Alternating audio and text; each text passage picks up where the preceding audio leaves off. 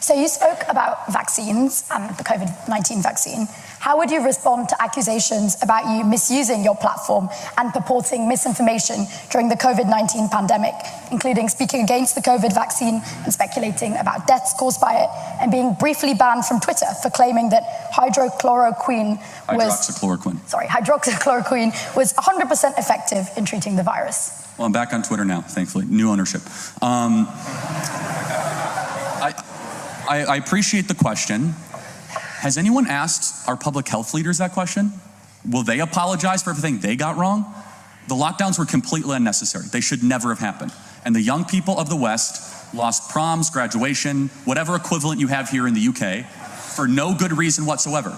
And you guys can laugh all you want, but let's look at the data. Suicide rates of young people in the West went up after COVID. There's speech delays, there's a misery problem, and we locked down the generation of people that needed to be locked down the least, that have now bared the consequences the most, on top of a hyperinflation crisis, which caused a housing crisis, which has caused a sovereign debt crisis. All for what? Because we were worried that something that materially was never a greater threat than the seasonal flu to these people in this room it was never a greater threat than the seasonal flu. That is a fact of science, because we have to trust the science. And again, we can go back and forth, but this is the more important thing. It was never about trusting the science.